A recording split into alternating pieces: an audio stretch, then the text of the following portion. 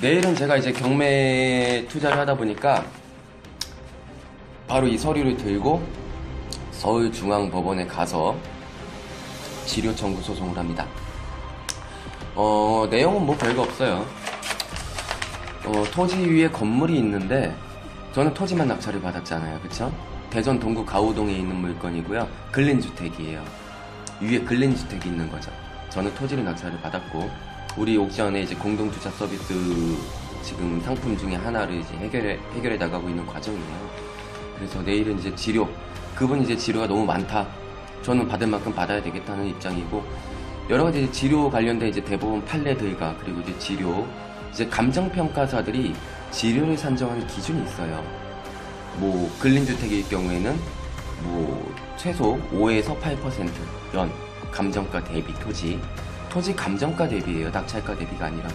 그래서 이런 기준들을 가지고 이제 산정을 하는데 이왕이면은 내일은 조정위원회니까 서로와 서로의 이야기를 들어보고 이제 조율을 해서 굳이 재판부까지 넘어가지 않고 정리를 한번 해보자 라는 어떤 조정위원회가 열리는 날이에요. 그래서 대화가 안 되면은 결국은 재판부로 넘어가서 감정평가들이 감정한 내용을 가지고 이제 판결문이 나오겠죠. 거기에 결정된 지료대로 이제 지료를 받으면 되는 것이고 뭐 그렇게 될 것 같습니다. 여러분들 뭐 지금부터 이제 궁금하신 거 있으시면 뭐든지 저한테 뭐 남 눈치 보지 마시고 그냥 궁금한 거 마음껏 물어보시기 바랍니다. 꼭 경매가 아니어도 돼요. 부동산과 관련된 모든 질문, 경매에 관련된 모든 질문, 공부하다 막혔던 거 제가 후덜덜덜 떨릴 수 있도록 뭐 어려운 질문들이라도 뭐든지 해주시기 바래요. 그냥 모르면 모른다고 할게요. 같이 인터넷 찾아보면 되지 생각 안 나면.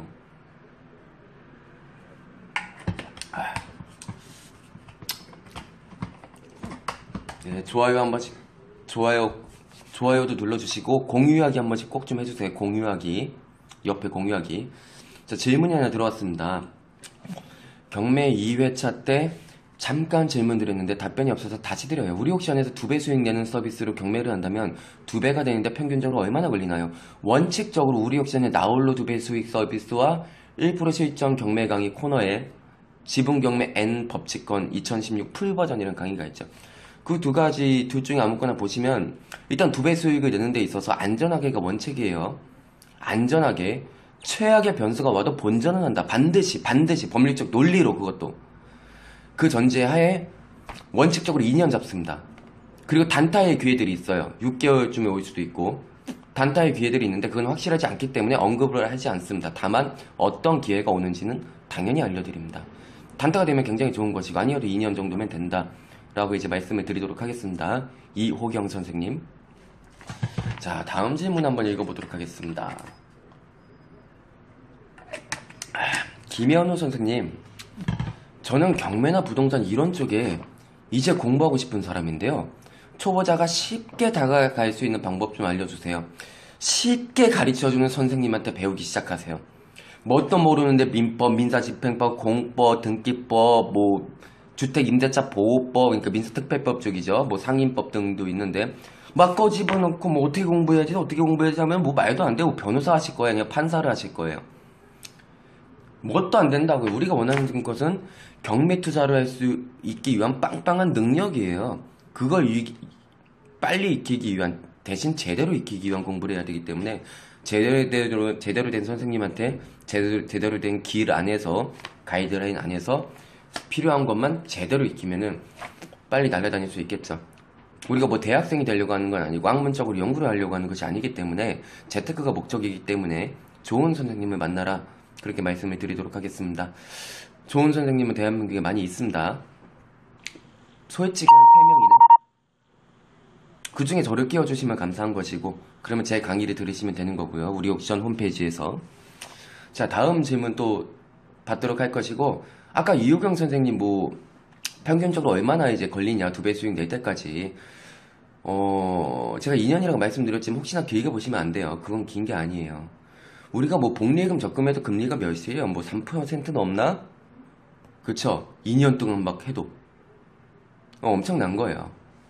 저는 그렇게 보고 있습니다. 대신 안전한 물건으로. 그러니까 그게 이제 기술인 거죠. 자, 여러분도 이제 또 10명 정도 지금 들어와 계신데 전부 다 이제 홈페이지 상에 좋아요도 많이 눌러주시고요. 그 다음에 공유하기를 꼭 좀 해주세요. 공유하기. 친구들한테 공유하기. 뭐 널리 알려지면 좋잖아요. 저도 더 할맛도 나고 신나고 그렇잖아요. 사람이라는 게 감정이 다 똑같아요. 와, 따봉도 막 날라온다. 이거 보면 되게 기분이 좋아요. 내가 되게 뭐 잘하고 있는 것 같고 굉장히 기쁜 마음이 듭니다. 아, 10명이 이 동영상에 공감했습니다. 뜨네요. 자, 또 궁금한 거 질문 받도록 하겠습니다. 뭐든지 저번 주에 물어보지 못했던 것들 저한테 물어봐 주시면 좋겠고, 개인적으로 이제 질문이 들어오기 전에 이제 또 한 가지 제가 이야기를 드리면, 우리 대한민국에는 농지 취득 자격 증명이라는 이제 제도가 있습니다. 농지를 살 때에는, 농지를 경매로 낙찰받을 때에는, 또는 농지를 부동산을 통해서 매매로 구입을 할 때에는 반드시 농지 취득 자격 증명과 그리고 주말 체험 영농 목적, 가끔씩 주말에 한 번씩 와서 아이들이랑 이거 꽃핀 거 보고 잘 키웠네 도라지 캐자, 이런 주말 체험 영농 목적, 1000제곱미터 이하의 토지를 샀을 때는 주말 체험 영농 목적으로 농지 경영 계획서까지는 안 적어도 돼요. 농지 취득 자격 증명서도 필요 없나? 아, 그건 필요합니다. 맞을 거예요. 저도 헷갈릴 수가 있어요. 하지만 그 1000제곱미터 이상의 그것을 초과하는 토지를 살 때에는 농지 취득 자격 증명과 농지 경영 계획서를 적어야 된다. 그것이 아니면은 안 된다. 그 농지를 취득해서 운영할 수가 없다. 그런데 경매와 같은 경우에는 뭐가 무섭냐면, 경매로 낙찰받을 때 최저 입찰가의 10%를 입찰 보증금으로 우리가 법원에 제공을 합니다. 그리고 폐차를 한다. 떨어졌다고 하면 입찰 보증금 받고 집에 가면 국밥 먹고 집에 가면 돼요. 하지만 내가 낙찰을 받았다고 했을 때는 대화가 틀려집니다. 입찰 보증금이 보증금처럼 묶여 있어요. 그리고 허가가 정상적으로 될 수 있는 사안 안에서 잔금 납부 기간이 주어졌을 때는 보증금을 제외하고 나머지 잔금만 납부하면 되는 겁니다. 무슨 말인지 이해가 되시나요? 하지만 농지를 낙찰받았을 때 농지 취득 자격 증명서 제출 요망이라고 법원에서 안내를 해놓습니다. 매각 물건 명세서에 누구나 볼 수 있어요. 법원에 가서 인터넷 경매 정보 지료도 그 해당 경매 사건의 매각 물건 명세서를 통해서 농지증이 필요한지 안 필요한지 확인을 할 수가 있는데, 이제 중요해요. 낙찰을 받고 나서 농지증이라고 줄여서 말할게요. 농지 취득 자격 증명서를, 그게 해당 마을의 기관으로부터 나오지 않는다고 하면은, 그래서 일주일 이내에 농지증을 법원에 제출하지 못하면 매각이 불허가 돼요. 경매 낙찰받은 게 허가가 나지 않아요. 그럼 뭐가 문제냐? 입찰 보증금을 먹히는 거예요. 돌려주지 않아요. 날리는 거예요. 그래서 농지취득 자격증명서를 받아낼 수 있는지 없는지, 그거는 낙찰받기 전에 반드시 조사가 돼야 되는 부분이란 말이에요. 실제로 농지취득 자격증명서 관련된 이제 뭐 법조항이나 법률들이 없습니다. 그래서 굉장히 난해할 때가 많아요. 실제로는 뭐 우리 부동산 토지에는 지목이라는 게 있단 말이에요. 전은 뭐예요? 전이 뭐예요? 팥전자잖아요. 팥이에요. 상추 심는, 쉽게 생각해서. 그리고 답, 벼농사 생각하시면 돼요. 대지, 우리가 보는 콘크리트 바닥, 건축 이제 도시의 대지 정도 상상하시면 돼요. 제가 좀 설명을 쉽게 하려고 하다 보니까 뭐 이렇게 지목들이 여러 가지가 있어요. 임야는 임, 산. 그런데 말이죠, 농지예요, 지목이. 근데 콘크리트 바닥에다가 건물이 짱짱하게 올라와 있어요. 그럼 누가 봐도 땅이 농지가 아니고 대지화되어 있는 거예요. 대지. 근데 지목이 공부상, 공적 장부상 농지로 되어 있기 때문에, 밭이나 전으로 되어 있기 때문에 농지 취득 자격 증명서를 제출하라고 경매 정보지에 적혀 있어요. 매각 물건 명세서에 적혀 있는 거예요. 그런데 말이죠, 뭐가 문제냐면, 낙찰을 받고 나서 해당 마을의 기관에 가서 농지증을 발급받으려고 하는데, 그 기관에서는 현장을 확인하더니 농지증 발급을 안 해줘요. 왜? 아니, 농사를 지을 수 있는 땅이 이제 더 이상 아니기 때문에 농지증을 발급 안 해준단 말이에요. 그들은 일을 잘하고 있는 거예요. 농사를 지을 수 있는 땅이 아닌데 왜 농지증을 발급해 줍니까? 근데 그런 이유로 인해서 더 이상 농지가 아니기 때문에 이건 사실상 대지화된 대지다라고 법원이 얘기를 해도 농지증 안 냈으니까 입찰보증금 모의수이고 불허가하겠다 이렇게 돼버리는 억울한 상황에 놓이게 돼요. 그럼 막 행정소송해야 되고 그런단 말이에요. 그쵸? 그래 농지증 관련된 문제로 사고가 많이 일어나고 있습니다. 여러분들 이거 대단히 중요한 거예요. 땅 투자하시는 분들 농지증이 절대 쉬운 문제가 아니에요. 듣고 계십니까? 제가 지금 말씀드린 내용이 좋은 정보다라고 생각이 드신다면 전부 다 좋아요 한 번씩 이렇게 또 기분 좋게 저 한번 해주시고 공유하기 아직 안 하신 분들 제 영상들 공유하기 한 번씩 눌러주시기 바랍니다. 그러면 되게 고마울 것 같아요. 감사하죠.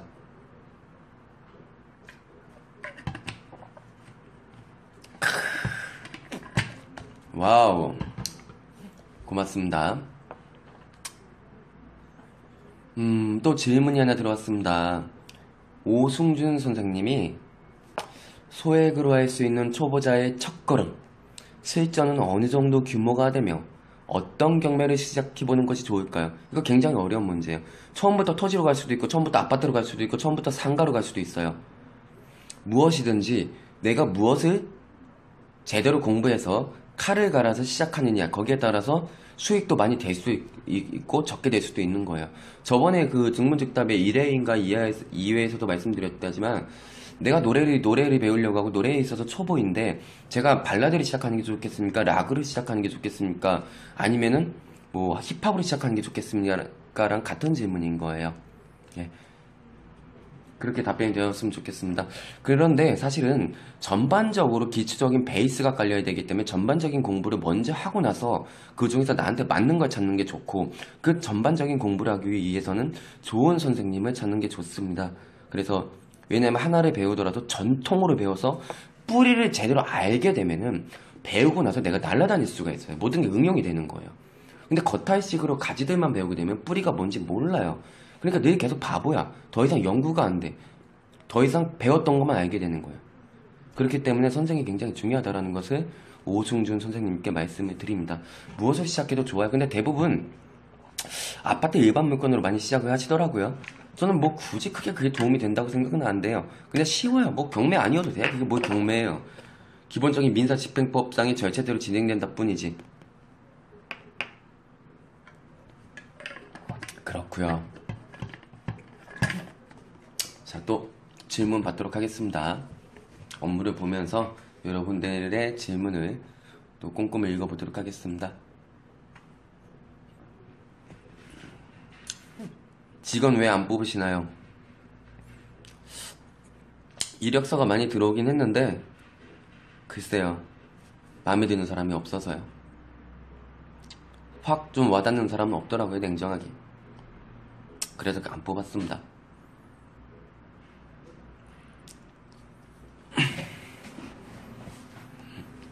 자, 또 경매이신 저자의 증문즉답 오늘 3회입니다. 궁금하신 거 또 많이 물어보시기 바랍니다. 왜냐면 여러분들도 지금 소중한 시간을 내서 저의 이제 영상을 보고 계신 것이기 때문에 이 시간이 또 헛되지 않도록 이제 많은 질문들 마음껏 알려주시면 고맙겠습니다.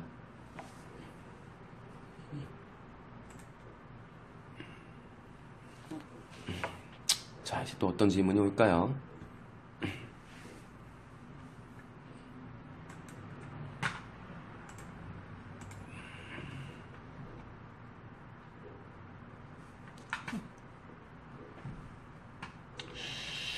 네, 소송. 아이고, 조정이었는데 조정이 잘 될지 모르겠네요. 아무래도 재판부에 넘어갈 것 같아요. 좀 구렁이 같은 분이라. 충청남도 분들이 좀 협상이 어려워요. 속을 잘 모르겠어요, 실제로.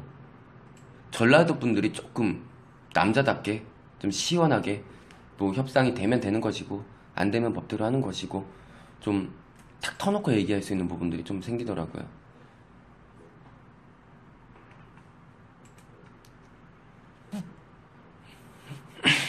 서울 사람들은 좀 각박한 게 있고요. 매너가 있으나 각박함? 그런 것들을 많이 느끼고 뭐 그렇습니다. 하다 보니까 사람들을 많이 만나다 보니까 또 소송을 하다 보니까 그런 것 같아요. 경매 공부를 어떤 책부터 보는 게 좋나요? 그런 거 없어요. 어떻게 내가 무엇을 공부할 것인가부터 찾는 게 좋아요. 책은요, 조금 뭐라고 얘기를 해야 될까? 법률에 대한 리갈 마인드가 생기고 경매에 대한 법률적인 기초적인 어느 정도의 제대로 된 공부가 된 다음에 그 다음에 책을 통해서 조금 부분 저자들의 생각들을 읽는 것이 좋아요. 그렇게 가는 게 맞아요. 혹시 이력서 내셨죠? 바로 제가 느낌적으로 벌써 알잖아요. 제가 왜 안 뽑았겠어요? 아무튼 그런 겁니다. 어떤 책부터 그리고 이제 책이라는 것은 뭐 많이 안 사보셨는지 모르겠지만은 대충 이제 뭐 민법이나 경매에 필요한 법률 법조항들 판례들 대충 이미 다 나와 있는 거 대충 짜집기 해갖고 마치 뭐 제목은 그럴싸한 책들이 굉장히 많은데 그런 것들도 어차피 가짜예요. 별 도움 안 돼요. 정통으로 기초적인 베이스를 깔고 나서 책을 보시는 게 좋다. 저는 그렇게 생각을 합니다. 경매 기술서들을 보게 되면은 나중에 경매를 어느 정도 알고 나시면 제가 왜 이런 말을 했는지 아시게 될 겁니다. 처음에 흥미를 붙이는 데 있어서 어떤 세계인지 정도 경험할 이유에서는 뭐 읽어볼 수 있겠습니다. 아무튼 박세규 선생님에 대한 답변은 그렇고요. 또 이제 궁금하신 거 있으면은 제가 증문즉답 답변을 드리도록 하겠습니다.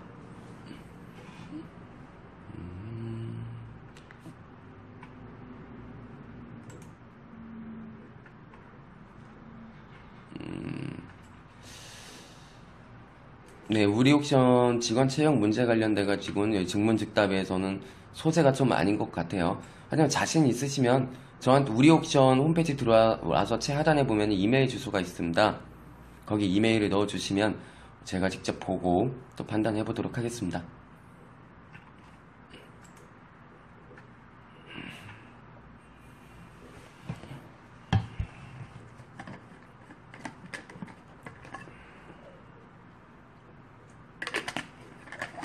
경매이신 저자의 증문즉답 3회 진행 중이고요. 질문 답변 받도록 하겠습니다. 우리 옥션의 1% 실전 경매 강의를 풀버전 2200분짜리 강의를 다시 오픈할 계획은 없으신가요? 네, 없습니다. 네, 그거는 더 이상 오픈하지 않습니다. 다 이유가 있고요. 또 이제 질문 받도록 하겠습니다. 부동산과 경매에 관련된 질문들 무엇이든지 해주세요.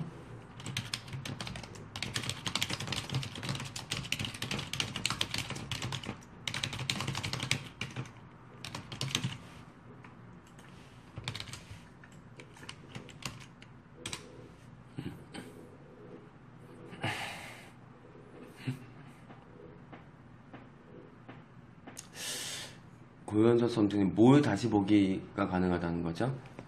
다시 보기 가능합니다. 우리 옥션의 경매 강좌는. 네, 좋아요 감사합니다.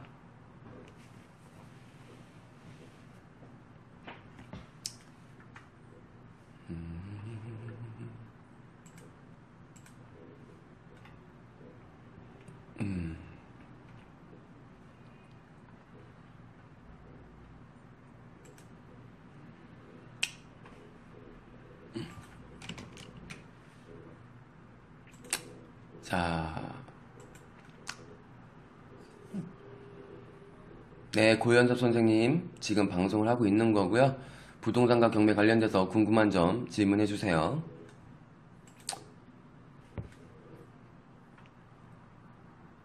박세규 선생님, 대지를 경매받고 싶은데 어떤 사항을 권리 분석해야 되나요? 권리 분석부터 공부하세요. 땅이든 아파트든 오피스텔이든 부동산과 관련된 권리관계는 뭐든지 있을 수가 있습니다.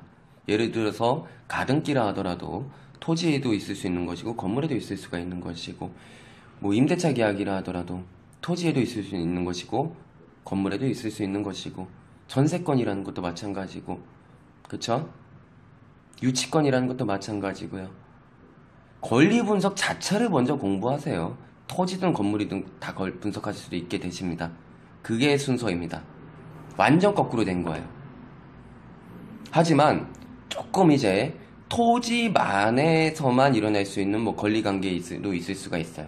그것도 권리관계, 권리 분석에 대한 공부를 하셔야 합니다. 민법에 대한 공부가 되셔야 됩니다. 권리 분석, 등기법에 대한 공부가 되셔야 됩니다. 즉 경매 강좌를 보면서 권리 분석을 공부하시면 부동산의 용도는 중요하지가 않습니다. 박세규 선생님 거꾸로 질문하신 거예요. 이번에 아셨으면은 권리 분석부터 공부를 하시기 바랍니다. 지분 경매나 유치권 소송 중인 물건도 대출이 나오나? 유치권 소송 중인 물건 대출이 나오지 않습니다. 유치권 소송 걸려있는 금액 빼고 대출이 나옵니다. 지분 경매, 대출 1금융권에서 나오지 않지만 2금융권이나 3금융권을 통해서 높은 이율, 금리로 대출을 받으실 수 있다고는 합니다. 근데 저는 특수 관리할 때 원래 대출을 안 받아요, 잘. 저 같은 경우는 대출을 없이 합니다. 이 답변이 되었으면 좋겠습니다. 추가적으로 더 궁금한 게 있으시면 더 이야기를 해보세요. 답변 드리도록 하겠습니다.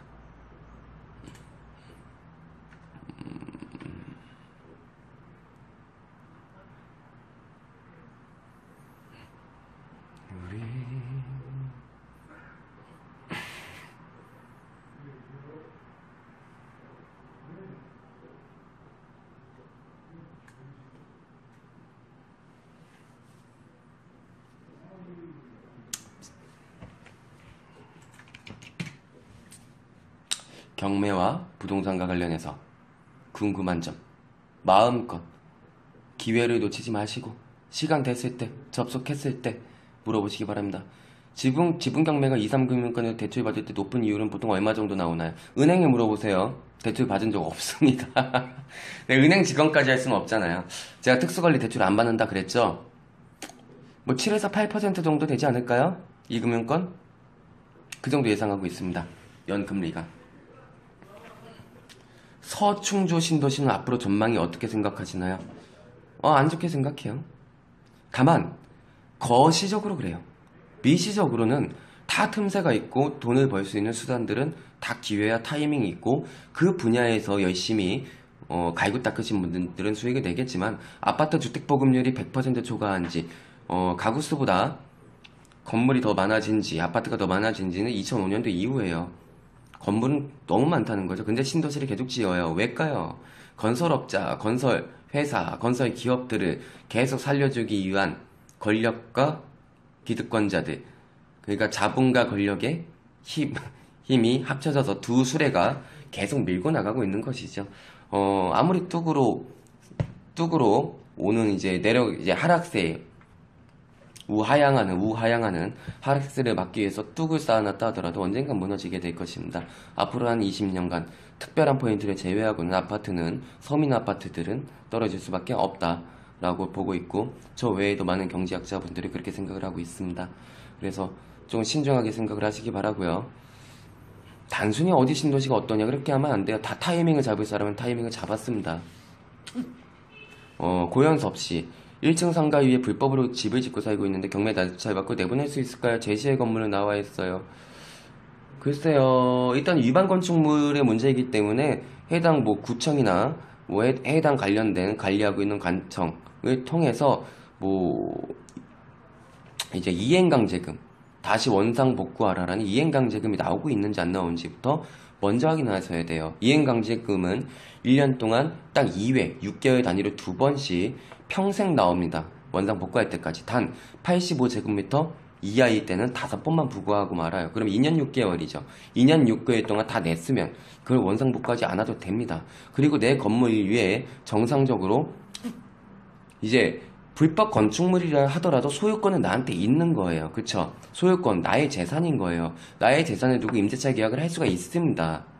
다른 문제인 거예요. 그렇기 때문에 그걸 낙찰받고 나서 그 임차인이 대항력이 없다고 하면은 당연히 내보낼 수가 있습니다. 여기서 불법 건축물이 아닌 정상적으로 허가가 된 건축물의 임차인일 때만 우리가 어떤 자귀를 할 수 있다라는 법률은 어디에도 없다라는 결론으로 끝나네요. 2층으로 가는 계단도 따로 있고요. 그런 거 필요 없다니까. 제가 지금 설명드렸죠. 좋아요 한번 눌러주세요. 제 말이 맞습니다. 자, 지금 들어오신 분들 공유하기 한 번씩 꼭 눌러주세요. 그래야 많이 또 퍼지니까.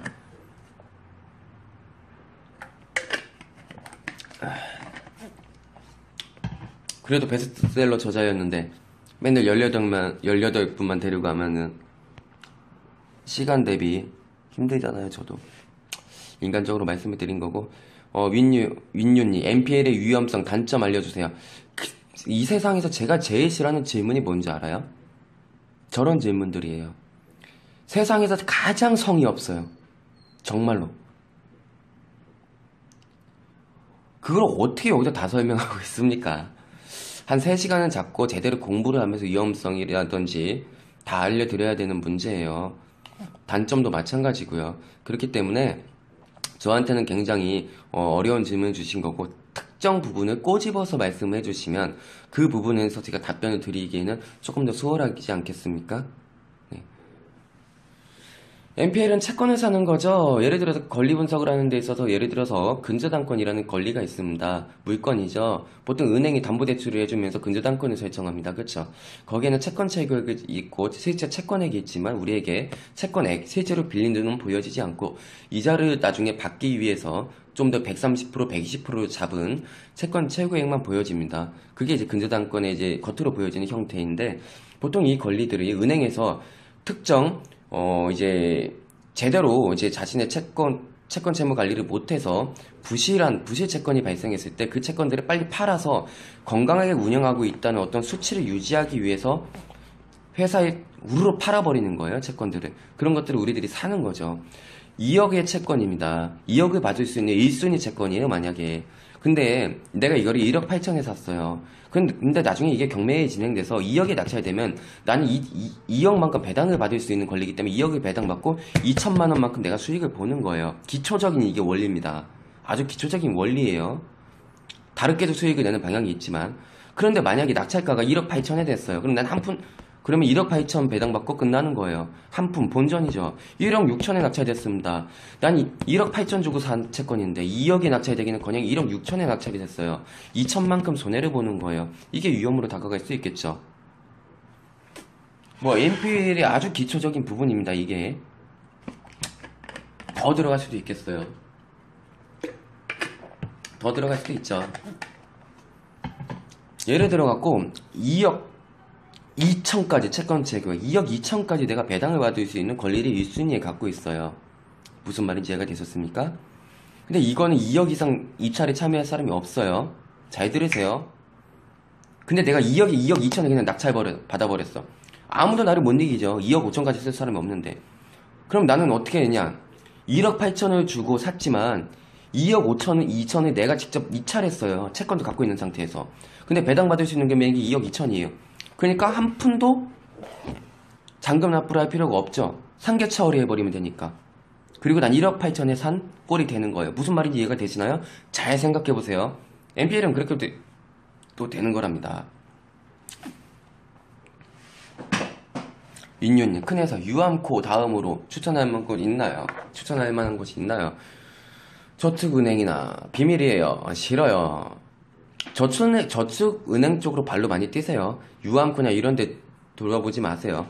우리 대중들이 기초적인 NPL에 대해서 어느 정도 할 수 있는 고급 기술, 실력자가 되기 전까지는, 능력자가 되기 전까지는 일반 투자자들이 유암코 같은 회사를 통해서 수익을 낼 수 있는 기회가 많지 않습니다. 특히 아파트 같은 거 절대 없어요. 차라리 저축은행 쪽으로 가서 조금 특수한 물건들을 노려보는 게 좋아요. 그러려고 하면 조금 자본도 필요하겠죠.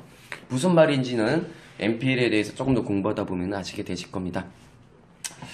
자, 여러분들 또 좋아요 한 번씩 다 이렇게 따봉 눌러주시고요. 공유하기 한 번씩, 아직 공유하기 안 하신 분들 공유하기 눌러보세요. 자, 그리고 강기종 선생님이 질문하셨는데 너무 길다. 안녕하세요, 이 대표님. 경매에 관심이 많아 공부 중인 사람입니다. 입찰해 보려고 하는 물건이 지분경매 법정 지상권 입찰에 특수권리가 있는 물건이 있습니다. 토지 위에 집이 있고 토지 절반 정도만 경매가 진행되고 있습니다. 토지 절반만, 그 남의 땅 위에도 걸쳐 있는 거네. 법정 지상권은 성립하기 어렵다는 권리 분석이 되어 있고 입찰 외에는 창고나 외부 화장실로 보여집니다. 현재 소유자 2명이 모두가 거주하고 있는 것으로 나와 있고요. 낙찰을 받게 되면 지류청구 소송, 법정 지상권 부존재 소송으로 수행되는 방법을 생각 중인데 이론으로만 배우고 실전이라 처음으로 걱정이 많이 되는 분들 주의해야 될 부분이 어떤 게 있을까요? 빨리 읽어서 여러분들 이해 못하셨겠죠? 아까 댓글이 있었어요. 하지 마세요 입찰. 땅이 있습니다. A 땅, B 땅. 반절 정도만 건물이 걸쳐 있대요. 이걸 낙찰 받고 나면 반절은 여기에 걸쳐 있는 거죠. 법정 지상권이 성립 안 한다 하더라도 이 토지만큼 2분의 1만큼이겠죠. 아니에요? 나중에 어떤 논리를 통해서 이거 건물이 내가 먹었어요. 내가 채권이 뭐 부당이득 반환 채권을 통해서 뭐 그런 논리가 있지만 그랬을 때 이제 건물이 내가 먹었는데 토지도 건물 내 거고 건물도 내 거면 좋겠는데 반절만큼 또 남의 땅에 걸쳐 있는 거야. 당신이 지료를 줘야 돼요. 이렇게 돼버리고 되게 재미없는 싸움이 돼버립니다. 그 토지 2개를 가지고 공유물 분할 청구 소송을 한다. 그래서 서로 협의가 안 되다 보니까 땅을 반대로 공평하게 자르기가 힘드니까 2개를 묶어서 공유물 분할 형식적 임의 경매를 진행한다. 통으로 묶어서. 그래도 위에 건물이 있기 때문에 낙찰가가 많이 올라가지 않아요. 내가 낙찰 받았을 때보다. 내가 토지 지분 경매이기 때문에 그리고 좀 특수성을 띠고 있기 때문에 90%의 낙찰이 될까 80%의 낙찰을 받았다 치자고요. 근데 다음에는 일반 물건을 묶어서 토지를 2개 묶었을 때는 특수성이 없어져야지 한 90%의 낙찰이 돼서 배당으로 내가 10%의 갭만큼 수익을 보는데 그 경우에는 계속 건물이 있기 때문에 법치권이 성립 안 한다는 확실한 전체적으로 법정 지상권이 성립하지 않는다는 어떤 경매 입찰 희망자들에게 보여질 수 있는 근거 자료들이 공시되지 않는 이상은 보여지지 않는 이상은 재미없다. 어렵죠? 이거 지금 제가 말한 게. 근데 여기 안에서 지금 빠르게 답변 드리기는 어쨌든 그렇습니다. 아무튼 그렇습니다. 그렇고요. 또 질문 받도록 하겠습니다. 자, 전부 다 좋아요 한 번씩 눌러주시고요. 공유하기 안 하신 분들 공유하기 해주세요. 지금 다 보고 있어요. 안 하신 분들 공유하기 눌러주시기 바랍니다. 공유하기. 이게 다 떠요. 보입니다. 자, 또 그 다음으로 어떤 질문이 있는지 보도록 하겠습니다. 질문 주시기 바랍니다.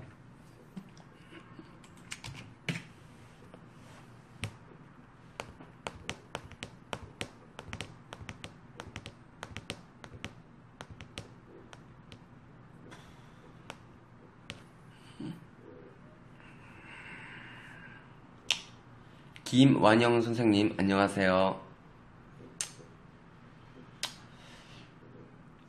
현재는 경매이신 저자의 증문즉답 라이브 방송 시간이고요. 현재 라이브 중이고 평소에 궁금했던 것들, 현재 내가 처해 있는 어떤 부동산과 관련된 상황들, 또 내가 해야 될 것들 안에서 궁금한 거 물어보시기 바라고요. 이종학 선생님, 경매 신청자가 후순위 임차인이에요. 임차인이 자신의 보증금을 못 받았나 보네요. 제가 보이기엔 이사날짜가 돼도 집주인이 돈이 없어 보증금을 반환해주지 않기에 경매에 나온 물건이 확실한 것 같은데 배당표를 보니 어차피 말소 기준이 되는 은행이 배당금을 전부 가져가 신청자는 한 푼도 못 받습니다. 이땐 무잉여가 원칙이기 때문에 경매 취소될 테니 입찰해야 될 필요가 없을까요? 네, 맞습니다. 경매 신청 채권자가 한 푼의 돈도 후순위이기 때문에 배당을 받지 못한다. 1원이라도 배당을 받지 못한다고 하면은 그 경매는 낙찰을 받았다 하더라도 일주일의 허가 기간 내에서 불허가가 되어버립니다.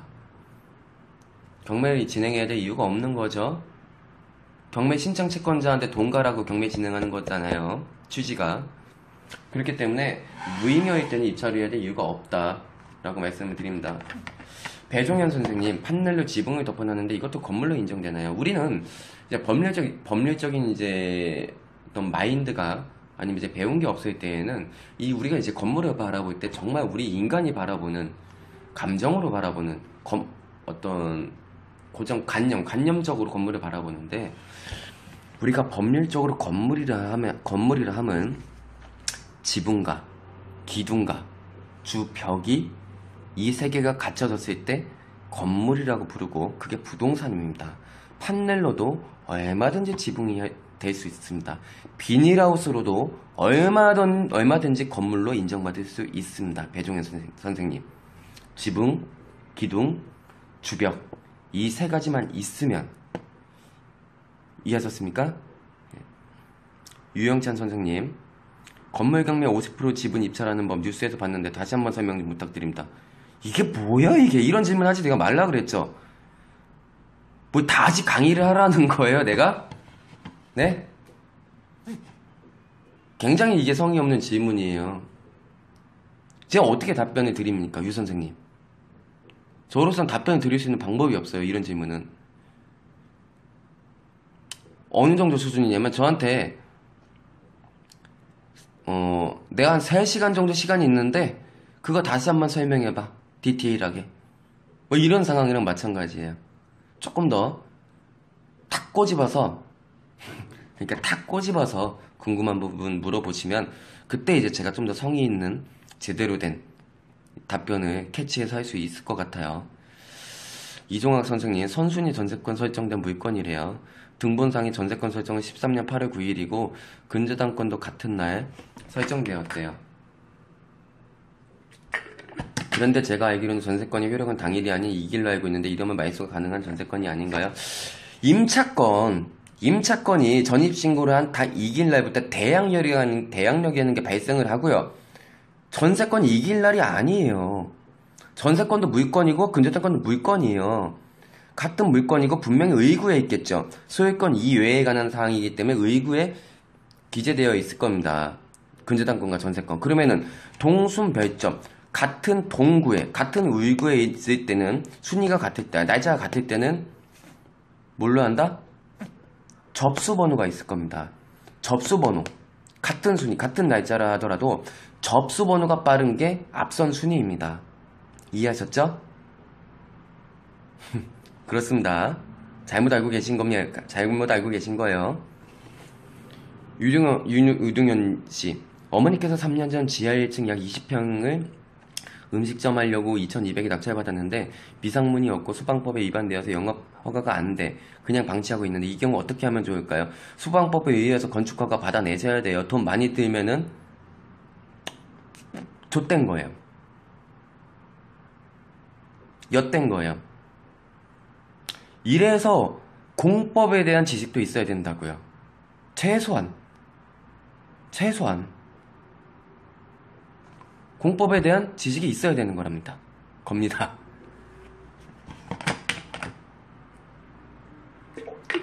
방법이 없어요. 건축사 전화하셔갖고 소방법상 허가를 받기 위해서 그 영업시설을 위한 허가를 받기 위한 시설을 해야 됩니다. 그게 바로 건축행위입니다. 안타깝네요. 공부할 거 많죠. 그래서 뭔지 모르고 막 공부하면 안 돼요. 필요한 것만 제대로 가르쳐주는 사람이 필요합니다. 그리고 정통적으로 뿌리를 배워야 돼요. 뿌리부터 제대로.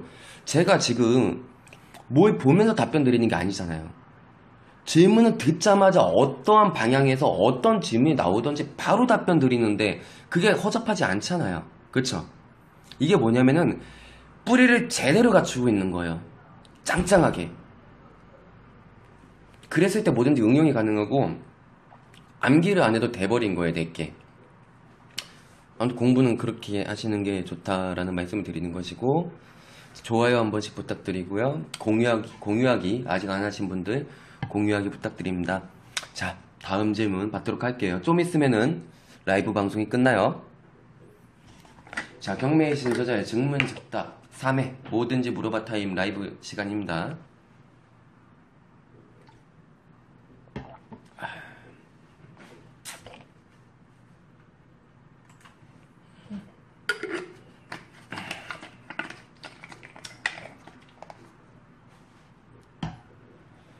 질문 받도록 하겠습니다.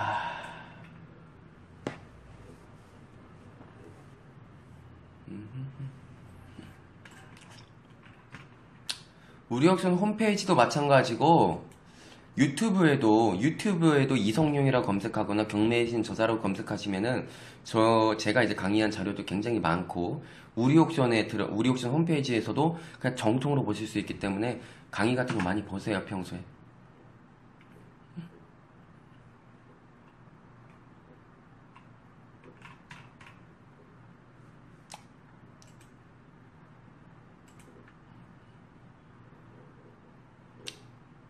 자, 질문이 없나요? 오늘이 월요일이고 다들 이제 월요일이다 보니까 오늘은 조금 방문자가 많이 없는 것 같아요. 오늘은 조기 마감할까요? 네? 조기 마감하는 거 어떨까요? 그리고 내일 또 하는 거 어때요? 내일까지 또 궁금한 점 만들어 오세요. 잘만 준비해도, 여러분들 질문 잘만 준비해도 좋은 공부 되실 거예요. 대신 기초적인 공부는 제대로 하면서 하는 게 좋겠죠. 준영 하나님, 뿌리를 말씀하셨는데 뿌리를 제대로 갖추기 위해서는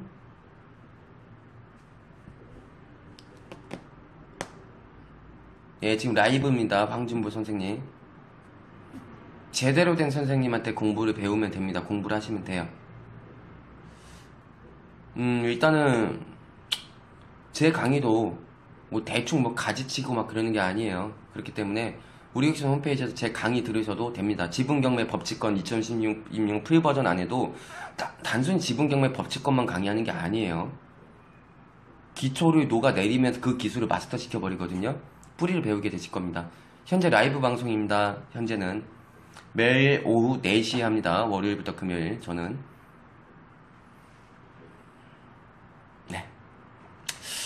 오늘은 이제 월요일이고 또 질문이 조금 적은 것 같아요. 그래서 오늘은 여기까지 하기로 하고, 그리고 이제 제 페이스북 뭐 유튜브 보고도 이제 친구 등록하시는 분이 많이 있어요. 이게 페이스북 방송이다 보니까. 근데 이제 제가 개인 페이스북이 있고 이렇게 페이지 페이스북이 있어요.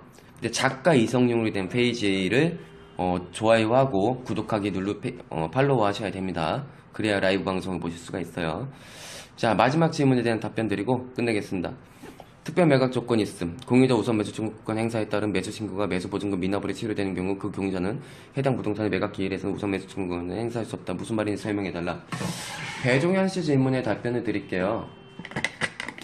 공유자 우선 매수 신청이라는 게 뭐냐면 지분 경매예요. A와 B가 공동으로 소유하고 있는데 B 지분만 경매로 나온 거예요. 2분의 1만. 예를 들어서 가정을 했을 때.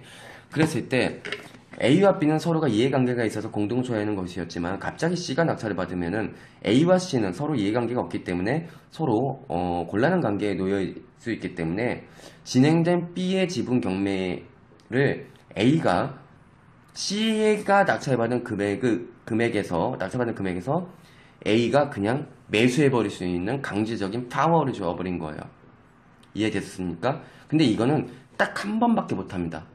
딱 한 번. 기회가 한 번이에요. 한 번 행사했으면 그때 그 낙찰받은 낙찰가에 내가 매수를 해야 되는데 혹시 그거 안 하면 한 번밖에 기회가 안 되니 꼭 당부의 말씀드리면서 염려하시고 신중하게 청구권 행사하십시오 라는 안내 정도밖에 안 된다. 이렇게 이해하세요. 고현섭 선생님, 제대로 된 선생님 어디서 만나나요? 찾아보세요. 어디 있겠죠.